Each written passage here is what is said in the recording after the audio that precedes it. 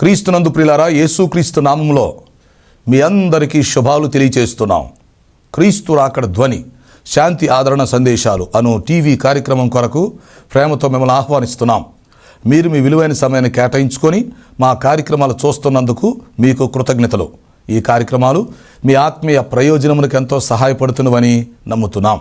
ప్రియులారా, ఈ టీవీ పరిచర్యకు ప్రార్థించండి, సహకరించండి, ప్రోత్సహించండి. ఈ కార్యక్రమాలు ఇతరులకు పరిచయం చేసి వారు కూడా చూసి మేలు పొందినట్లుగా సహాయపడాలని మీకు మనవి చేస్తున్నాం. విశ్వాసంతో ఎంతో ఖర్చు పెట్టి కొనసాగిస్తున్న ఈ కార్యక్రమాలు తుది వరకు కొనసాగేటట్లుగా ప్రార్థన చేయండి. దేవుడు మిమ్మల్ని ప్రేరేపిస్తే మీరు కూడా ఒక కార్యక్రమానికి స్పాన్సర్ చేసి ఈ పరిచయంలో పాలిభాగస్తులు కావాలని మనం చేస్తున్నాం. ప్రత్యక్షంగా టీవీ ద్వారా మేము సువార్త ప్రకటిస్తున్నాం. పరోక్షంగా ప్రార్థిస్తున్న వారు, సహకరిస్తున్న వారు, మమ్మల్ని ప్రోత్సహిస్తున్న వారంతా ఈ పరిచర్యలో పాలిభాగస్తులు అని జ్ఞాపకం చేస్తున్నాం. యేసుక్రీస్తు వారు ఇచ్చిన గొప్ప ఆజ్ఞని మేము పాటిస్తున్నాం. మీరు వెళ్ళి సమస్త జనులను శిష్యులుగా చేయండి అని ప్రభు చెప్పారు. కనుక ఈ టీవీ ద్వారా మీ గృహాల్లో ప్రవేశించి మిమ్మల్ని పలకరించి మీకు సువార్త చెప్పి ప్రభు రాకడ కొరకు ఎత్తబడే దేవుని సార్వత్రిక సంఘము కొరకు మిమ్మల్ని సిద్ధపరచడానికి మా వంతు ప్రయత్నాన్ని మేము కొనసాగిస్తున్నాం. యేసుక్రీస్తు రెండవ రాకడను గురించి, ప్రపంచ భవిష్యత్తును గురించి అనేకమైన విషయాలు మనం తెలుసుకొని మనం సిద్ధపడి మనం ఇతరులను సిద్ధపరచడానికి దేవుడు మనకిస్తున్న ఈ మంచి అవకాశాన్ని మనం అందరం కలిసి వినియోగించుకుందాం. ప్రస్తుతం మనం రెండవ రాకడ వర్తమానాలు, ఇశ్రాయేలుకి జరిగే తీర్పు పార్ట్ 3 ఇప్పుడు మనం నేర్చుకోబోతున్నాం. ప్రార్థన. తండ్రి, నీకు స్తోత్రాలు చెల్లిస్తున్నాం. రెండవ రాకడ వర్తమానాల్లో ఈరోజు 91వ వర్తమానం తీసుకోబోతున్నాం. సహాయం చేయండి. ఇశ్రాయేలుకి జరిగే తీర్పును గూర్చి కొనసాగింపు మేము నేర్చుకుంటుండగా మీరు బోధకులై మాకు బోధ చేయమని మనం చేస్తున్నాం. మీ దాసుని నన్ను బలపరిచి వాడుకోండి. ఈ కార్యక్రమం సహకరిస్తున్న కుటుంబం దీవించమని మనం చేస్తున్నాం. రక్షణ లేని వారందరికీ రక్షణ దయచేయండి. రక్షణ పొందిన వారిని సంఘంలో స్థిరపరిచి బలపరిచి మీ రాకడ కొరకు సిద్ధపరచమని మనం చేస్తున్నాం. మాకు అవసరమైన సందేశం దయచేసి మీరే మహిమ పొందమని యేసు పరిశుద్ధ నామములో అడుగుచున్నాను తండ్రి, ఆమేన్. ప్రియులారా, మంచిది. కూడి వచ్చిన మీ అందరికీ శుభాలు తెలియచేస్తూ మిమ్మల్ని వర్తమానం కొరకు ఆహ్వానిస్తున్నాం. మీరు చూస్తున్న వింటున్న ఈ వర్తమానాలు క్రీస్తు రాకడ ధ్వని యూట్యూబ్లో, ఫేస్బుక్లో మీకు అందుబాటులో ఉంటున్నాయి. ఆ అవకాశం ఉపయోగించుకోండి. ఈ ఛానల్ని సబ్స్క్రైబ్ చేసుకోండి, ఇతరులకు షేర్ చేయండి. ఓకే, మనము రెండవ రాకడలో జరిగే తీర్పులను గూర్చి ఆలోచిస్తున్నాం. ఓకే, ప్రపంచ భవిష్యత్తులో యేసుక్రీస్తు రెండవ రాకడలో వచ్చినప్పుడు వాక్యానుసారంగా మొత్తం 7 తీర్పులు జరుగుతాయి అని మనం ఆలోచిస్తున్నాం, నేర్చుకుంటున్నాం. 1, సిలువలో ప్రభు పొందిన తీర్పు. 2, కృపాసింహాసనపు తీర్పు. 3, న్యాయసింహాసనపు తీర్పు. 4, ఇశ్రాయేలీయులకు ప్రత్యేకముగా జరిగే తీర్పు. 5, మహిమగల సింహాసనపు తీర్పు. 6, పడద్రోయబడిన దేవదూతలకు సాతానికి జరిగే తీర్పు. 7, ధవల సింహాసనపు తీర్పు. ఓకే, భవిష్యత్తులో దేవుని ప్రణాళికలో ఈ 7 తీర్పుల గురించి మనం తెలుసుకోవాలి. అయితే అందులో 4వ తీర్పును గురించి మనం ఆలోచిస్తున్నాం. ఏమిటది? ఇశ్రాయేలులకు జరిగే తీర్పు. దీనికోసం ఆల్రెడీ 2 కార్యక్రమాల్లో మీకు చెప్పడం జరిగింది. ఇప్పుడు 3వ కార్యక్రమంలో మరికొన్ని విషయాలు చెప్పి ఈ అంశాన్ని ముగిస్తాం. ఓకేనా? ప్రపంచ జనాభాలో దేవుడు అబ్రహామును ప్రత్యేకంగా ఎన్నుకున్నాడని మనం తెలుసుకున్నాం. ఓకే, అందుకే అబ్రహామును ఇశ్రాయేలు జాతికి మూల పురుషుడు అని మనం పిలుస్తాం. తర్వాత ఈ అబ్రహాము, ఇస్సాకు, యాకోబుల్లో నుండి ఇశ్రాయేలు జాతి వచ్చింది. ఓకే, అయితే దేవుడు ఇశ్రాయేలు జాతిని ప్రత్యేకంగా ఎన్నుకున్నాడు. దేనికోసం? ఇశ్రాయేలు మంచోళ్ళ చెడ్డోళ్ళ అనేది కాదు ఇక్కడ ప్రశ్న. అబ్రహామును బట్టి దేవుడు ఇశ్రాయేలులను ఎన్నుకోవటం, రక్షించటం, ఆశీర్వదించటం అదంతా జరుగుతుంది. దానికి కారణం అబ్రహాం. మనం ఇశ్రాయేలు ప్రజలను చూసినప్పుడు ఎన్నోసార్లు దేవునికి వారు లోబడినట్టు చూస్తాం, ఎన్నోసార్లు దేవుని మీద వాళ్ళు తిరుగుబాటు చేసినట్టుగా కూడా చూస్తాం కదా. కొన్నిసార్లు అయితే అసలు అన్యుల కంటే ఘోరంగా ఇశ్రాయేలీయులు పాపము చేసినట్టుగా, దేవుని మీద తిరుగుబాటు చేసినట్లుగా మనం చూస్తాం. దేవుడు ఇశ్రాయేలీయులను అసలు ఎందుకు ప్రేమిస్తున్నాడు, ఎందుకు వారిని ప్రత్యేకంగా చూస్తున్నాడు అనిపిస్తుంది. దానికి కారణం అబ్రహాము అని మనం తెలుసుకోవాలి. దేవుడే అబ్రహాముతో నిబంధన చేశాడు కాబట్టి ఈ లోకం ఉన్నంతకాలం ఆ నిబంధన కొనసాగుతుంది. కాబట్టి అబ్రహాము ఎవరు? అతడు విశ్వాసమును బట్టి నీతిమంతుడిగా ఎంచబడ్డాడు. విశ్వాసులకు తండ్రి అయ్యారు, దేవునికి స్నేహితుడయ్యాడు. ఓకే, కాబట్టి అబ్రహాము దగ్గర నుండి ఇశ్రాయేలు జాతి ఆవిర్భవించింది. తర్వాత ఈ భూలోకంలో ఉన్నంతకాలం ఇశ్రాయేలు జాతి కూడా కొనసాగిద్ది. అన్ని జాతులతో పాటు ఇశ్రాయేలు జాతి కూడా కొనసాగిద్ది. అయితే ఇప్పుడు ఇశ్రాయేలు జాతి గురించి మీకు ఒక విషయం నేను చెప్పాను. దేవుని యొక్క లెక్కలో ఆయన తీర్పు తీర్చడానికి 3 పద్ధతులు ఉపయోగించుకుంటాడు, గుర్తుపెట్టుకోండి. అటు ఇశ్రాయేలు విషయంలో కావచ్చు, లేక క్రైస్తవుల విషయంలో కావచ్చు, అన్యుల విషయంలో కావచ్చు, ఈ నాస్తికులు హేతువాదులు ఉన్నారే వారి విషయంలో కావచ్చు.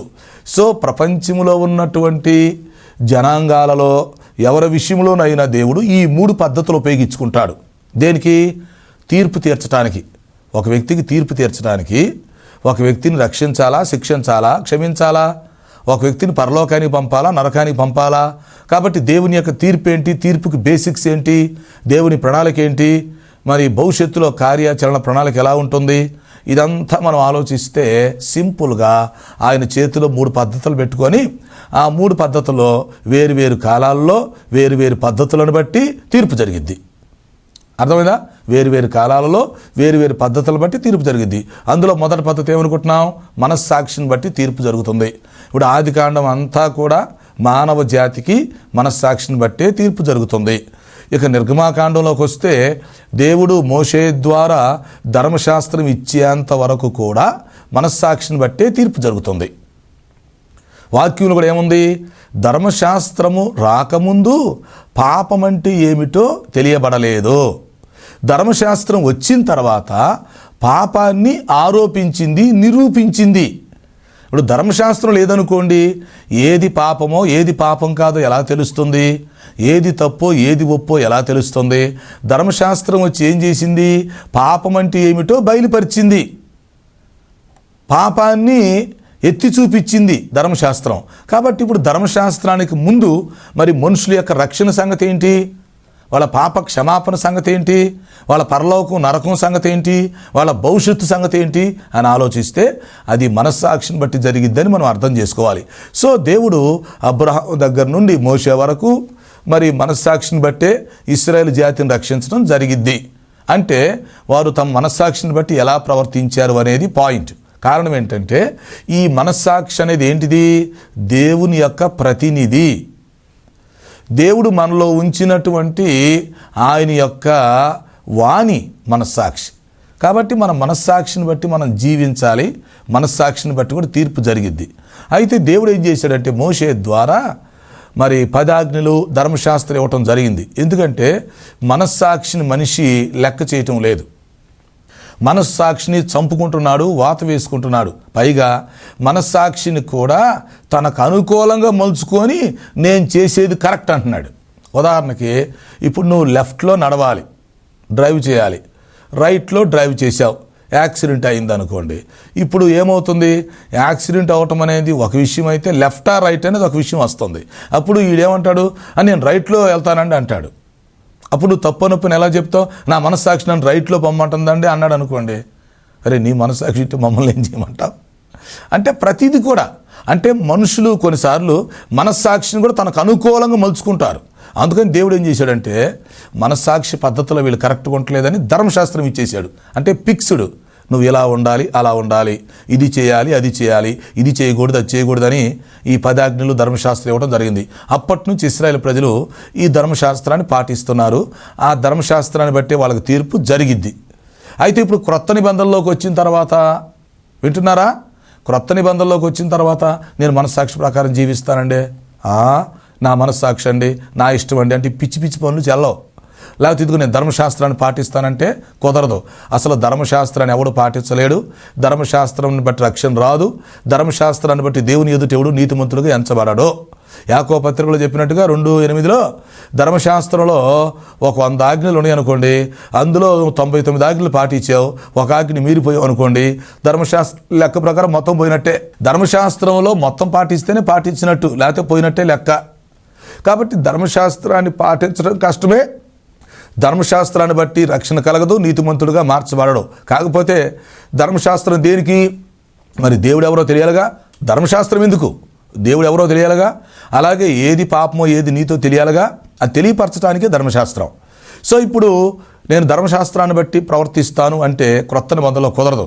ఇప్పుడు ఇశ్రాయేలు ప్రజలు కొంతమంది ఏమో ధర్మశాస్త్రాన్ని పాటిస్తున్నారు, అసలు కొంతమంది ధర్మశాస్త్రం కూడా పక్కన పడేసి ఇష్టానుసారం జీవిస్తున్నారు. ఇప్పుడు క్రొత్త నిబంధనలోకి వచ్చిన తర్వాత లెక్క ఏంటంటే, ఈ మనస్సాక్షి ధర్మశాస్త్రాన్ని ప్రక్కన పెడితే సువార్త లెక్కలోకి వచ్చింది. ఇప్పుడు ప్రతి ఒక్కరు యేసుక్రీస్తుని అంగీకరించాల్సి ఉంది. ప్రతి ఒక్కరికి సువార్త ప్రకటించబడాలి, వారు సువార్తను అంగీకరించి రక్షణ పొందాలి. అందుకని మార్కు సువార్త 16:16 ఏం చెప్పాడు యేసు ప్రభు? మార్కు సువార్త 16:16 ఎవరైతే నమ్మి బాప్తీసం పొందుతారో వారు రక్షించబడతారు, నమ్మని వారికి శిక్ష విధించబడిద్ది అన్నాడు. ఇది యేసు ప్రభు స్వయంగా చెప్పినటువంటి మాటలే కదా. కాబట్టి ఎవరైతే నన్ను అంగీకరించి మరి నన్ను నమ్మి బాప్తీసం తీసుకుంటారో వాళ్ళు రక్షించబడతారు, నన్ను నమ్మని వారికి శిక్ష విధించబడిద్దని యేసు ప్రభు స్పష్టంగా చెప్పాడు. కాబట్టి ఇప్పుడు సువార్త వినక తప్పదు, రక్షణ పొందక తప్పదు. ఒకవేళ సువార్త అసలు అందలేదు అనుకోండి, ఇప్పుడు కొంతమందికి సువార్త అందకుండా వాళ్ళు చనిపోతారు. ఎప్పుడైనా మీకు డౌట్ వచ్చిందా? ఇప్పుడు మన తాత ముత్తాతలు ఉన్నారు, వాళ్ళకి సరిగా చదువు లేదు, వాళ్ళకి బైబిల్ లేదు, సువార్త కూడా అందలేదు, మరి వాళ్ళు చనిపోయారు. రేపు తీర్పులో వాళ్ళ పరిస్థితి ఏంటి? వాళ్ళు రక్షణ పొందడానికి వాళ్ళకి అవకాశం లేదు కదా, సువార్త తెలియదు కదా, మరి వాళ్ళ పరిస్థితి ఏంటి అని మనకు అనిపించింది. అప్పుడు దేవుడు ఏం చేస్తాడు? ఈ 3 పద్ధతుల్లో ఎవరికి ఏ పద్ధతి అప్లై చేయాలో చూసుకుంటాడు. ఇప్పుడు మనస్సాక్షిని ఎవరికి అప్లై చేయాలి ఆ పద్ధతి, లేకపోతే ధర్మశాస్త్రాన్ని ఎవరికి అప్లై చేయాలి, సువార్త ఎవరికి అప్లై చేయాలి. సువార్త విన్నవాడికి సువార్తను బట్టే తీర్పు, సువార్త వినకపోతే ధర్మశాస్త్రం కలిగినడు ధర్మశాస్త్రాన్ని బట్టి తీర్పు. ఈ సువార్త ధర్మశాస్త్రం 2 లేవు అనుకోండి, మనస్సాక్షిని బట్టి తీర్పు. అంతేగాని ఎవరికి అన్యాయం జరగడానికి వీల్లేదు, ఎవరికి తీర్పు జరగకుండా నరకానికి పోవటానికి కూడా వీల్లేదు. తీర్పు అయిపోయిన తర్వాతే పరలోకం నరకం వెలుగులోకి వస్తాయి, లెక్కలోకి వస్తాయి. అది మీరు అర్థం చేసుకోవాలి. కాబట్టి ఇప్పుడు ఇశ్రాయేలు ప్రజల పరిస్థితి ఏంటి? ప్రస్తుతానికి వాళ్ళు యేసుక్రీస్తు నమ్మనంత మాత్రం దేవుడు ఒప్పుకుంటాడండి? కుదరదు కదా. వాళ్ళు యేసుక్రీస్తు నమ్మితేనే రక్షణ. మేము ఇశ్రాయేలు జాతిలో పుట్టామంటే కుదరదు, ధర్మశాస్త్రం పాటిస్తామంటే కుదరదు. యేసుక్రీస్తు ద్వారే రక్షించబడాలి, అది సంగతి. అసలు యేసుక్రీస్తుని అంగీకరించుటే దేవుని క్రియ అని వాక్యం చెప్తుంది. ఆ దేవుని క్రియ అనేది మన దగ్గర జరగాలి. అయితే ఇప్పుడు విషయం ఏంటంటే, ఇశ్రాయేలు జాతిని దేవుడు అందరితో కలపకుండా ప్రత్యేకంగా తీర్పు తీరుస్తాడు. ఎప్పుడు? సంఘం ఎత్తబడి వెళ్ళిపోయిన తర్వాత. ఎందుకంటే ఆ ఎత్తబడే సంఘంలోకి ఇశ్రాయేలు ప్రజలు రారు. మహా వస్తే 100కి 20 మంది వచ్చారనుకోండి ఉదాహరణకి. ఏది ఎత్తబడే సంఘంలోకి క్రైస్తవులతో పాటు ఈ రక్షించబడిన ఇశ్రాయేలీలు 100కి 20% వచ్చారనుకోండి ప్రపంచం మొత్తం మీద, మరి 80 మంది విడిచిపెట్టబడతారు కదా. శ్రమల కాలంలో చాలామంది ఇశ్రాయేలు విడిచిపెట్టబడతారు. వారిలో కొంతమంది యేసుక్రీస్తు నమ్ముకుని హతసాక్షులుగా చంపబడతారు. 144,000 మంది శాశ్వత ప్రజ ఆయనకుంటారు. సో సంఘం ఎత్తబడిద్ది, అంత్యక్రీస్తు పరిపాలన అయిపోయింది, 7 ఏళ్ల శ్రమల కాలం ముగిసిద్ది. ఆ తర్వాత క్రీస్తు బహిరంగ రాకలో దిగొస్తాడు. అప్పుడు ఇశ్రాయేలు జాతికి ప్రత్యేకమైన తీర్పు. ఎందుకంటే ఇప్పుడు ఇశ్రాయేలు జాతిని ఆయన రక్షించాలా, క్షమించాలి, తన రాజ్యంలో చేర్చుకోవాలి. కాబట్టి ఏం జరిగింది? యేసు ప్రభు దిగొచ్చినప్పుడు ఇశ్రాయేలు జాతి అంతటికి ప్రత్యేకంగా తీర్పు తీరుస్తాడు. ఆయన పరలోకం నుంచి దిగొచ్చి ఒలీవల కొండ మీద దిగుతాడు. అప్పుడు ఒలీవల కొండ 2గా చీలిపోతుంది, మధ్యలో యెహోషాపాతు లోయ ఉంటుంది. ఇశ్రాయేలు ప్రజలందరూ పరిగెత్తుకుంటూ వెళ్ళిపోయి ఆ లోయలో దాక్కుంటారు. జకర్యా 14:4 ప్రకారం. అవును, ఇశ్రాయేలు ప్రజలు ఎందుకు పారిపోతారు, ఎందుకు ఆ లోయలో దాక్కుంటారు అంటే, ఈ అంత్యక్రీస్తు అనేవాడు ఏం చేస్తాడు? ప్రపంచ సైన్యాల మొత్తాన్ని సమకూర్చుకొని ఇశ్రాయేల్ జాతిని చంపుదామంటాడు. ఇశ్రాయేలీలను యెరూషలేమును చుట్టుముడతారు. ఆ సబ్జెక్ట్ వచ్చినప్పుడు చెప్తాను నేను ఆ సందర్భంలో. సో ఈ అంత్యక్రీస్తు అనేవాడు ప్రపంచ రాజ్యాలన్నింటినీ, భూరాజుల మొత్తాన్ని కలుపుకొని ఇశ్రాయేల్ జాతిని మనం నాశనం చేయాలి అని యెరూషలేము చుట్టూ ముట్టడేస్తారు. ఇప్పుడు ప్రస్తుతానికి అదే జరుగుతుంది. ఇప్పుడు ఇశ్రాయేల్ చుట్టూ ఉన్న అరబ్ దేశాలు ఏం చేస్తున్నాయి? ఇజ్రాయెల్, ఇరాను ఏ రోజు యుద్ధం జరిగిందో ఇప్పుడు అర్థం కాని పరిస్థితిలో ఉంది. అవునా? 2 వేడిగా ఉన్నాయి. మరి ఇరాన్కి ఏం చేస్తున్నారు? చాలామంది మరి అరబ్ దేశాలు సపోర్ట్ ఇస్తున్నాయి కదా. ఇటు రష్యా, చైనా కూడా సపోర్ట్ ఇస్తానంది కదా ఇరాన్కి. అవునా? మరి మొన్నటిదాకా ఐగుప్తును, జోర్డాను తటస్థంగా ఉండి ఇప్పుడు మళ్ళీ ఇరాన్కే సపోర్ట్ ఇస్తామంటున్నారు కదా. సరే, మొత్తానికి ఇలా జరుగుతుంది. అసలు మొత్తం ఏంటి? ఇజ్రాయెల్ జాతిని అసలు లేకుండా చేయాలని ప్రయత్నిస్తున్నారు కదా. రేపు అదే జరిగిద్ది మళ్ళీ. ఎప్పుడు? సంఘం ఎత్తబడిన తర్వాత 7 ఏళ్ల శ్రమల కాలం చివరిలో ఈ అంత్యక్రీస్తు అనేవాళ్ళు సైతాన్ బాగా దూరినప్పుడు అంత్యక్రీస్తు భూరాజులందరినీ ప్రేరేపించి, ఒరే అసలు భూమి మీద ఇశ్రాయేల్ జాతిని లేకుండా చేద్దాంరా, పేచి ఉండదురా, మనం బాగుపడతాంరా. ఎందుకంటే ఇశ్రాయేల్ జాతి ఉండటం వల్ల వాళ్ళు ఏదో సపరేట్ దేవుడు అంటున్నారా, సపరేట్ ధర్మశాస్త్రం అంటున్నాడు, మరి ఎవరి మాట వింటలేదు. కాబట్టి ఇశ్రాయేల్ జాతిని కానీ మనం లేకుండా చేస్తే ప్రపంచం ప్రశాంతంగా ముందుకెళ్ళిద్దిరా అని ఈ అంత్యక్రీస్తు అనేవాడు చివరిలో రెచ్చగొడతాడు. రెచ్చగొట్టినప్పుడు అందరు కలిసి ఇజ్రాయెల్ జాతి మీదకి వచ్చేస్తారు. అప్పుడు ఇశ్రాయేలుకి ఏం చేయాలో దిక్కు దోచక, ఏం చేయాలో అర్థం కాక అందరు కలిసి పెద్దగా ఏడవటం మొదలు పెడతారు. ప్రభువా, అయ్యా యెహోవా మమ్మల్ని రక్షించయ్యా, సైన్యములకు అధిపతికు యెహోవా మమ్మల్ని రక్షించయ్యా, ఇశ్రాయేలు దేవుడా, అబ్రహాము ఇసాకు యాకోబులు దేవుడా మమ్మల్ని రక్షించు అని భూమి ప్రతిధ్వనించే అంతగా పెద్దగా కేకేస్తారు. ఎందుకంటే ఆ సమయంలో వారికి కొద్దిపాటి సహాయము కూడా దొరకదు, దిక్కులేని స్థితిలో ఉంటారు. ప్రపంచమంతా ఒకటై అంత్యక్రీస్తు నాయకత్వం క్రిందకు వచ్చి ఇశ్రాయేలు జాతిని నాశనం చేయాలని చూస్తారు. అప్పుడు మరి ఇశ్రాయేల్ ఏం చేయగలరు? సరే, ఇప్పుడంటే ఇజ్రాయెల్కి అమెరికా సపోర్ట్ ఇస్తుంది, అమెరికా మిత్ర దేశాలు సపోర్ట్ ఇస్తున్నాయి ప్రజెంటు. రేపు భవిష్యత్తులో వాతావరణం ఎలా ఉండి దేవుడికి తెలుసు. కాబట్టి రేపు ఇశ్రాయేలు జాతి ఏకాక అయ్యిద్ది, ఇశ్రాయేలు జాతి దిక్కులేనిది అయ్యిద్ది. అప్పుడు మరి ఏంటి, ప్రపంచమంతా వాళ్ళ మీదకి వస్తే ప్రపంచం మొత్తాన్ని ఎలా జయించగలుగుతారు? అప్పుడు వీళ్ళు దేవుడికి మొరపెట్టుకుంటారు.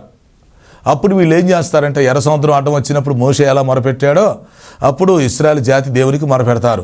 అప్పుడు దేవుడు ఏం చేస్తాడంటే, ఇశ్రాయేల్ జాతిని రక్షించడం కోసం, వాళ్ళకి క్షమించేదానికోసం, వాళ్ళకి తీర్పు తీర్చేదానికోసం, వాళ్ళకి రాజ్యాన్ని ఇచ్చేదానికోసం మెస్సీగా యేసు ప్రభు దిగొస్తాడు.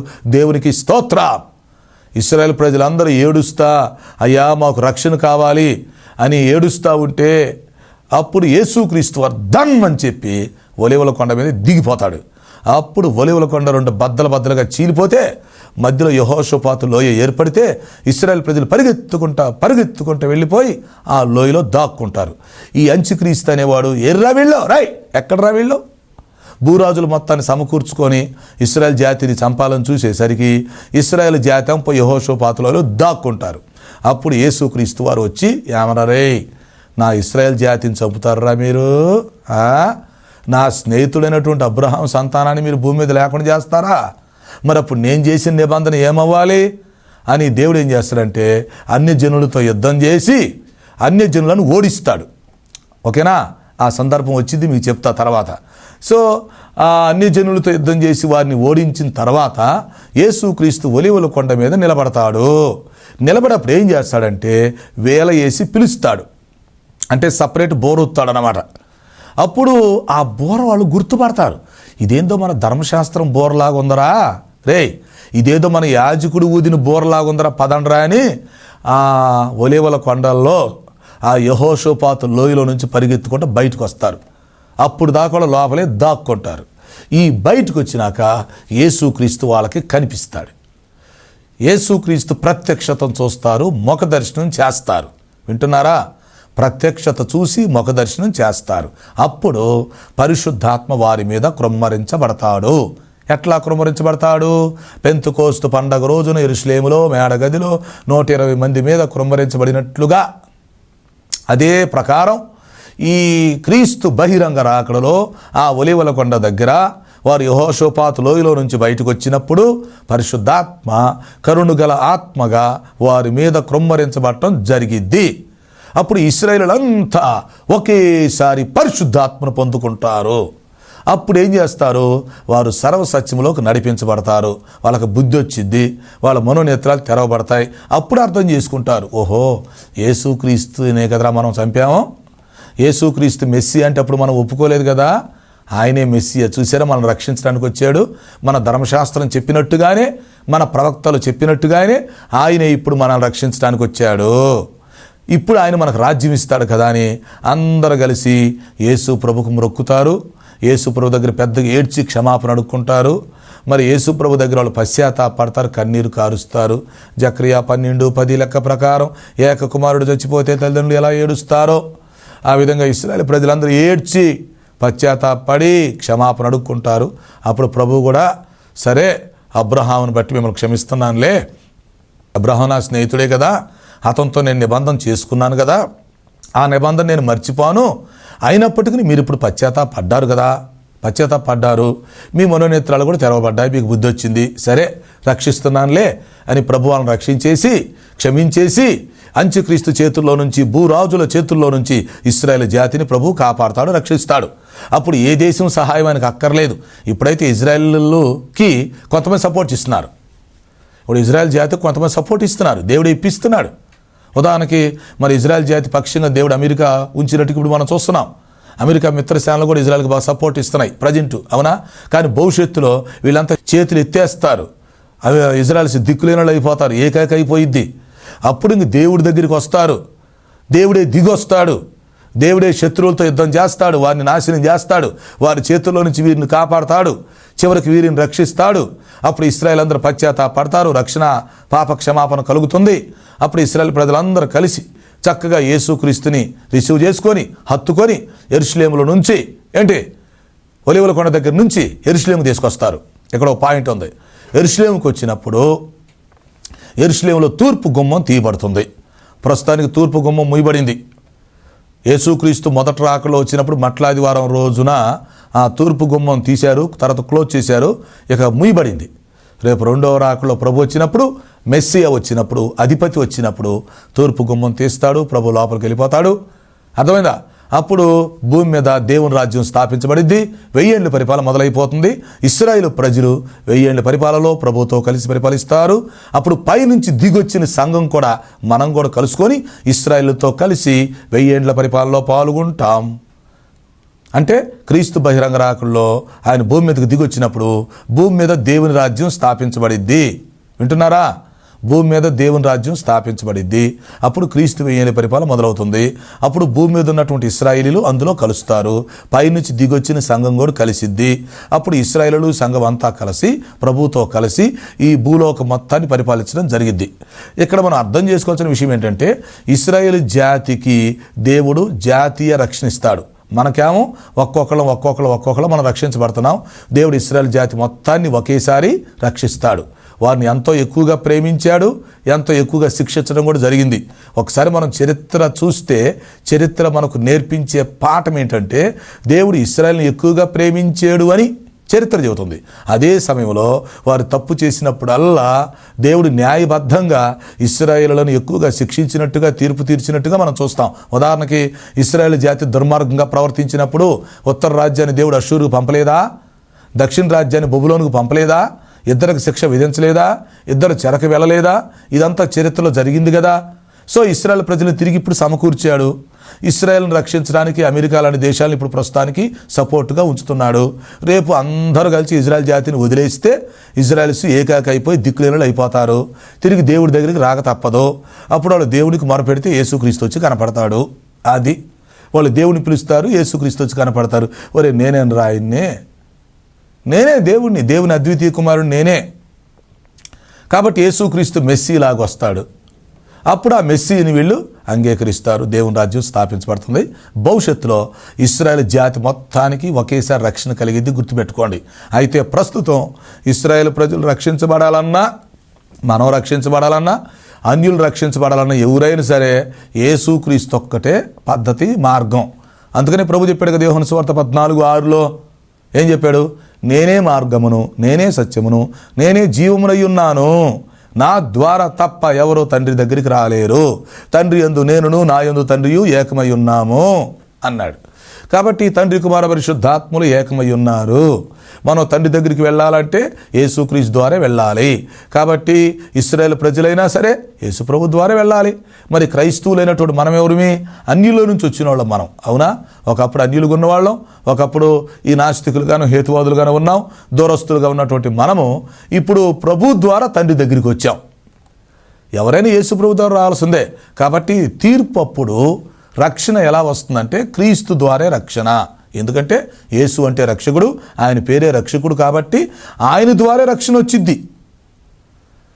కనుక సువార్త ప్రకటన జరగాలి. ఆ సువార్తను ఎవరు అంగీకరిస్తారో, విశ్వసిస్తారో, విధేయత చూపిస్తారో యేసుక్రీస్తుని బట్టి వారికి రక్షణ కలుగుతుందని మనం అర్థం చేసుకోవాలి. ఈ విధంగా ప్రియులారా, ఈ ఇశ్రాయేలు జాతికి సంబంధించి మొత్తం 3 కార్యక్రమాలు మీకు ఇచ్చాం. మొత్తం చూసుకోండి.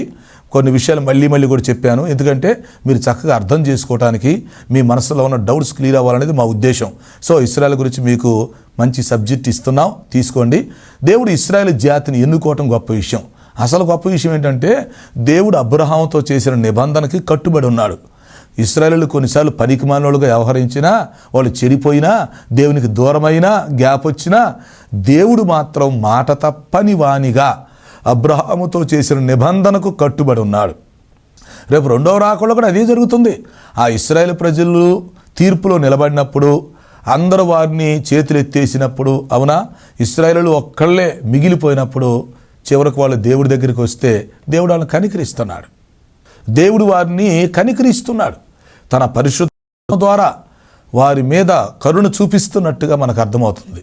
సో మొత్తానికి ఇశ్రాయేలు జాతి అంతా ఒకేసారి రక్షించబడి 1000 ఏళ్ల పరిపాలనలో ప్రవేశిస్తారు. తర్వాత నూతన సృష్టిలోకి వస్తారు. భూలోకి ఉన్నంతకాలం ఇశ్రాయేలు జాతి ఉంటుంది. దేవుడు ఇశ్రాయేలు జాతిని విడవడు. వారితో చేసింది నిత్య నిబంధన. అది అబ్రహామును బట్టి జరుగుతుంది. కారణం ఏంటంటే తన కుమారుణ్ణి బలర్పించి అంతగా అతడు విధేయత చూపించాడు కదా, త్యాగం చేశాడు కదా. అందుకని దేవుడు కూడా అతన్ని మర్చిపోకుండా అతని సంతానం పట్ల ప్రత్యేక శ్రద్ధ తీసుకుంటున్నాడని మనం గ్రహించుకోవాలి. కాబట్టి మనం దేవునికి నమ్మకంగా విధేయులుగా ఉంటే దేవుడు మనల్ని దీవించడమే కాకుండా మన పిల్లలను కూడా దీవిస్తాడని మీరు తెలుసుకోవాలి. ఇప్పుడు మనం దేవుడికి ఇష్టలుగా బ్రతికామనుకోండి, అవునా, మనం ఆయనకి ఇష్టంగా అంగీకారంగా ఉన్నామనుకోండి, కేవలం మనల్ని దీవించడమే కాదు, మన ముఖం చూసి మన పిల్లల్ని మన వంశాన్ని కూడా దేవుడు దీవిస్తాడు. ఇప్పుడు అదేగా జరిగింది. అప్పుడెప్పుడో అబ్రహాం ముఖం చూశాడు. అబ్రహామును బట్టి దేవుడు ఇశ్రాయేలు జాతిని కరుణించాడు. ఆ రోజు నుంచి ఈ రోజు వరకు కరుణిస్తూనే ఉన్నాడు. రేపు భవిష్యత్తులో కూడా కరుణిస్తున్నాడు. రేపు ఇశ్రాయేలు జాతిని ఎవరితో కలపకుండా ప్రత్యేకంగా నిలబెట్టి వారికి తీర్పు తీర్చి చివరికి వారి యొక్క దోషాన్ని తొలగించి క్షమించి రక్షించి తన రాజ్యంలోకి ఇశ్రాయేల్ ప్రజలను చేర్చుకుంటున్నట్టుగా మనం చూస్తున్నాం. కనుక ప్రియమైన వారులారా, ఈ విషయాలు వింటున్నప్పుడు మీకేమనిపిస్తుంది? మన దేవుడు ఒకసారి మాట ఇచ్చాడంటే మాట తప్పేవాడు కాదు.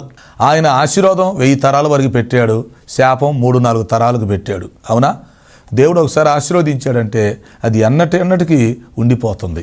కాబట్టి మనం రక్షణ పొందుకొని రాకడ కొరకు సిద్ధపడి దేవుని ఆశీర్వాదాలకు మనం పాత్రలు అవ్వాలి. మనతో పాటు మన వంశం, మన పిల్లలకు కూడా దేవుని ఎరుగుండేటట్టుగా, రక్షణ పొందేటట్లుగా మనం అలాంటి ఏర్పాట్లు చేసుకోవాలి. కాబట్టి రెండవ రాకడ తీర్పులు, అందులో 4వ తీర్పు ఇశ్రాయేలీయులకు ప్రత్యేకంగా జరిగే తీర్పు. ఎప్పుడు జరుగుతున్న తీర్పు? 7 ఏళ్ల శ్రమల కాలానికి 1000 ఏళ్ల పరిపాలనకు మధ్యలో క్రీస్తు బహిరంగ రాకడలో ఆ తీర్పు జరిగిన తర్వాత వారందరిని రక్షించుకొని దేవుడు తన రాజ్యంలోకి చేర్చుకుంటాడు. తర్వాత వారిని పరలోకానికి చేర్చుకుంటాడు. సో ఈ విషయాలు మీరు అందరూ అర్థం చేసుకొని ఈ అంచె దినాల్లో ఇంకా మనం దేవునికి దూరంగా ఉంటే ప్రతి ఒక్కళ్ళు రక్షణ పొందుకొని ప్రతి ఒక్కళ్ళు నిత్య జీవానికి వారసులు అవ్వాలని వాక్యం హెచ్చరిస్తుంది. అట్టి కృపను దేవుడు మనందరికీ దయచేయునుగాక. ప్రార్థన. తండ్రి, నీకు స్తోత్రాలు. విన్న వర్తమానం మా హృదయాల్లో ఫలింప చేయండి నాయనా. దేవా, ఇశ్రాయేలు జాతిని కరుణిస్తున్నారు, నీకు స్తోత్రాలు. కాపాడండి అయ్యా. మేము కూడా నాయన మీకు ఇష్టలుగా జీవించే కృప దయచేయండి. రక్షణ లేని వారందరికీ రక్షణ దయచేయండి. సమస్యలతో, అనారోగ్యతతో, అవసరంతో ఉన్న వారికి సహాయం చేసి మహిమ పొందమని యేసు పరిశుద్ధ నామములో అడుగుచున్నాను తండ్రి. ఆమేన్. తండ్రి, కుమార పరిశుద్ధ ఆత్మత్రేక దేవుని దీవెన మనకు తోడే నడిపించునుగాక. ఆమేన్, ఆమేన్. ప్రియులారా, ఈ కార్యక్రమాలకు మీరు స్పాన్సర్ చేయాలని ఆశించినట్లయితే మా సెల్ ఫోన్ నెంబర్కి SMS చేయండి. 9440402368 9440402368. God bless you.